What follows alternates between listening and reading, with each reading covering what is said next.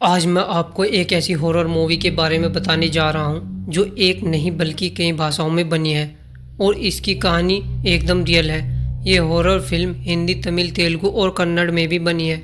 Thumbnail देख के तो आप समझ गए होंगे मैं किस मूवी के बारे में बात कर रहा हूँ। मैं बात कर रहा हूँ मोंजलिका के बारे में, यानी भूल भुलैया। और इंटरेस्टिंग बात तो ये है कि ये जितनी भी लैंग्वेज में बनी है, मतलब जितनी भी भाषाओं में बनी है, सभी में हिट हुई है। क्या आप ये जानते हैं कि ये जो मोंजलिका थी, इसकी कहानी बहुत ज़्यादा डरावनी थी। आज मैं आपको इसकी असली कहानी के बारे में बताऊंगा। तो चलिए शुरू करते हैं। दरअसल बहुत पुराने टाइम में केरला में एक जगह हुआ करती थी जिसका नाम ये था जो आप अभी स्क्रीन पर देख रहे हैं। इसमें एक राजा हुआ करता था जो बहुत ही ताकतवर था।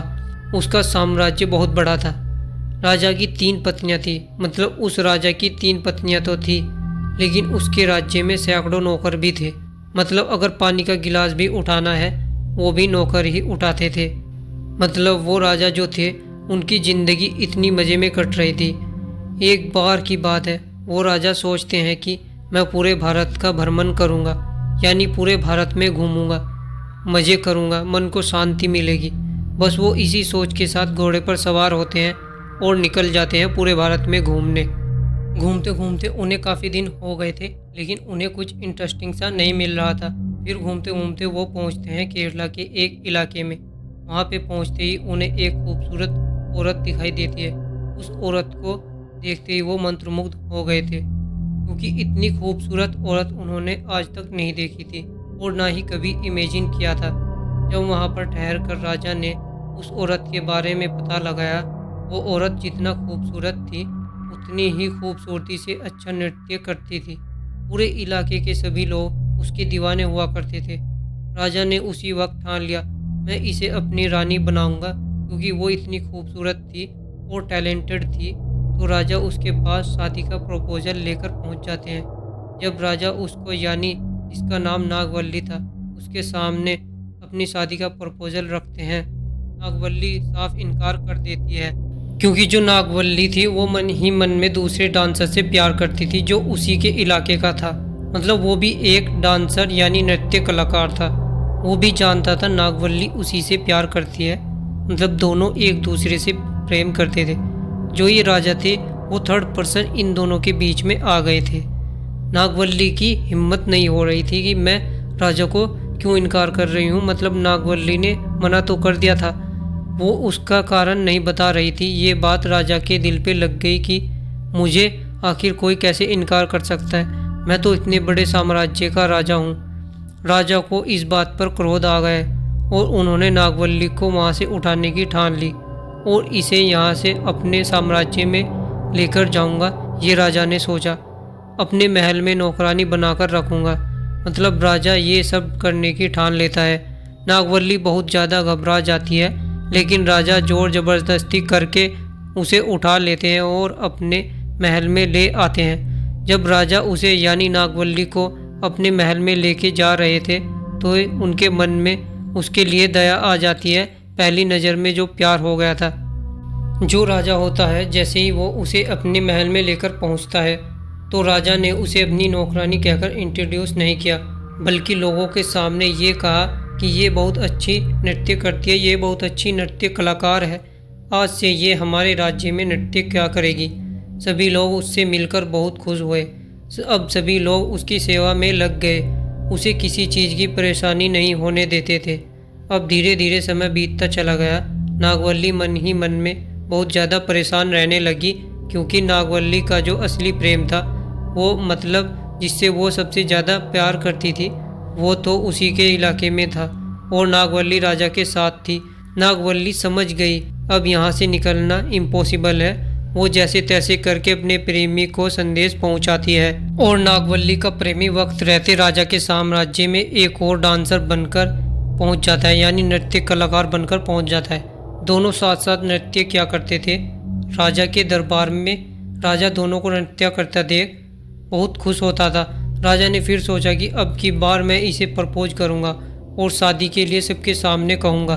जब राजा ने सबके सामने नागवल्ली को शादी के लिए प्रपोज किया तो नागवल्ली ने साफ इनकार कर दिया और फूट फूट कर रोने लगी। मैं आपसे प्यार नहीं कर सकती और ना ही शादी कर सकती हूँ। राजा को ये बात बर्दाश्त नहीं हुई, क्योंकि वो बहुत बड़े राजा थे और अपने साम्राज्य के सामने एक औरत को अपनी रानी बनने का प्रस्ताव दिए थे। वो प्रस्ताव उस औरत ने मना कर दिया। ये बात राजा को मन ही मन चुभने लगी। वो बहुत ज़्यादा उदास रहने लगे थे। राजा की जो 3 पत्नियां थी और उनकी जो सहेलियां थी, उन्होंने भी उस औरत यानी नागवल्ली को फोर्स किया कि तू राजा का ये प्रस्ताव कैसे ठुकरा सकती है, पर वो किसी को बताना नहीं चाहती थी कि उसने क्यों इनकार किया। एक रात की बात है, जब महल में सभी लोग सो रहे थे, तो उसने अपने प्रेमी, जिसको उसने संदेश द्वारा बुलाया था, उसे अपने कमरे में बुलाती है और कहती है, आधी रात को हम दोनों यहाँ से भाग जाते हैं, किसी को पता नहीं चलेगा और वहीं जाकर शादी कर लेंगे। लेकिन जैसे ही ये दोनों भागने के लिए तैयार होते हैं, राजा की नज़र इनके ऊपर पड़ जाती है। तो राजा ने ठान लिया कि अब मैं इसे नहीं छोड़ूंगा, क्योंकि ये राजा के साथ बहुत बड़ी गद्दारी हो रही थी। क्योंकि चलो शादी का प्रपोजल ठुकरा दिया, कोई बात नहीं, लेकिन राजा से इतनी बड़ी बात छुपाई गई। इस बात का राजा को बहुत दुख हुआ। राजा ने उसी वक्त नागवल्ली के प्रेमी को एक कमरे में ले जाकर उसके टुकड़े टुकड़े कर दिए और नागवल्ली को घसीटकर बाहर लाए और ढोल नगाड़े बजाए गए। सभी लोग इकट्ठा हो गए और राजा ने अपने सैनिकों को ऑर्डर दिया कि नागवल्ली को अभी जिंदा जला दिया जाए। और नागवल्ली के पैरों में घुंघरू बांध दिए गए और नागवल्ली को जिंदा जला दिया गया। नागवल्ली चिल्लाती रही, लेकिन कोई भी उसे बचाने नहीं आया, क्योंकि उसका प्रेमी खुद टुकड़े टुकड़े होकर दूसरे कमरे में पड़ा था। थोड़ी देर में वो राख में बदल गई। फिर एक अजीब सा सन्नाटा पूरे साम्राज्य में छा गया। सभी लोग अपने घर लौट गए। राजा भी अपने कमरे में सोने चले गए। कुछ दिन बाद एक रात राजा अपने कमरे में आराम कर रहे थे, तो उन्हें कुछ ऐसा फील हुआ, जिस कमरे में नागवल्ली रहा करती थी, उस कमरे से घुंघरूओं की आवाज़ आ रही थी। दरअसल राजा ने नागवल्ली के मरने के बाद उसके कमरे को कम्प्लीटली सील करवा दिया था और घुंघरूओं को नागवल्ली को पहना दिया गया था उसको जलाने से पहले। राजा सोच में पड़ गए कि घुंघरूओं की आवाज़ नागवल्ली के कमरे से कैसे आ रही है, लेकिन वहाँ कोई नहीं था। राजा ने इग्नोर किया और आकर अपने कमरे में पड़ गए। अगले दिन सेम हुआ, रोज़ ऐसे ही होता रहा।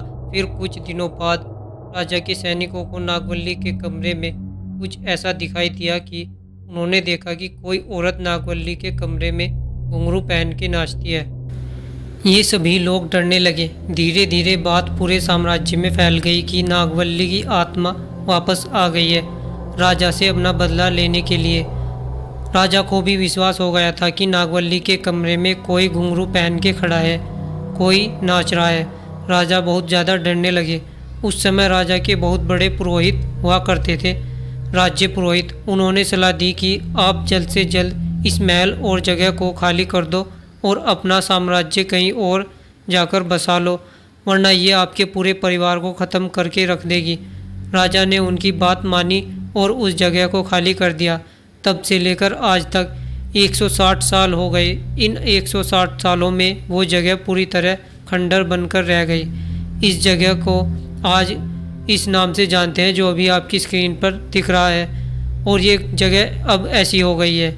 और जो लोग उसके आसपास रहते हैं आज के टाइम में, वो सचमुच में ये बताते हैं कि हमें रोज़ रात में घुंघरूओं के चलने की और नाचने की आवाज़ आती है। लेकिन फिल्मों में तो कुछ ना कुछ बदलाव कर दिया जाता है जिससे लोगों का मनोरंजन हो सके, लेकिन सच्ची कहानियाँ तो ऐसी ही होती हैं। तो दोस्तों, आपको वीडियो कैसी लगी कमेंट में ज़रूर बताएं।